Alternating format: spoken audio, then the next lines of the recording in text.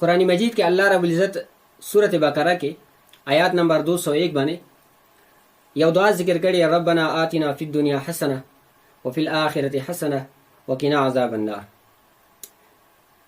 دا دعا ډیره جامع دعا دی. داسې دعا دی چې په دې کې د دنیا خیرخواهی هم دی او د آخرت بهتري هم دی. یعنی انسان چې دا غواړي چې الله رب العزت ما باندې په دنیا کې حسنات وکړي او د قیامت پر ورځ باندې ما سره د رحم د کرم معامله وکړي، نو هغه دپاره دا بهترینه دعا دی. او بخاري مسلم کې حدیث دی، نبی کریم صلی الله علیه وسلم به دا دعا ډیره زیاته وغوښتله، خاص کر کله چې پیغمبر علیه السلام طواف کو نو رکن یمنی 99 تر حجر اسود پورې په دې منځ کې به نبی کریم صلی الله علیه وسلم د دعا ډیره زیاته ویله.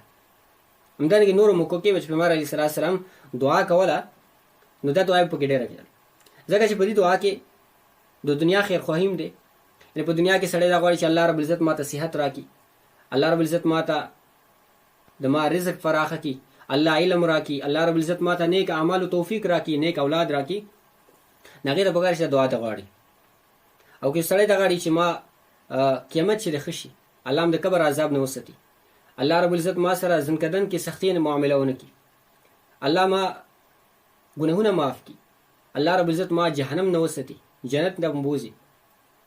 د ټولو کارونو لپاره دا دعا چې ډېره بهترینه دعا ده. دې د وجې نه کله چې دعا غوښتل وي نو دا دعا خامخا پکې کوي. او که چېرې بیا د نورو دعاګانو وخت نه وي، یعنې یو سړی چې مختصر وخت یو دعا کوي، نو په کار چې نورو دعاګانو په وخت باندې د نورو دعاګانو په ځای باندې دا دعا وکړي، ځکه چې دې کې د دنیا خیر هم دی او د آخرت خیر هم دی.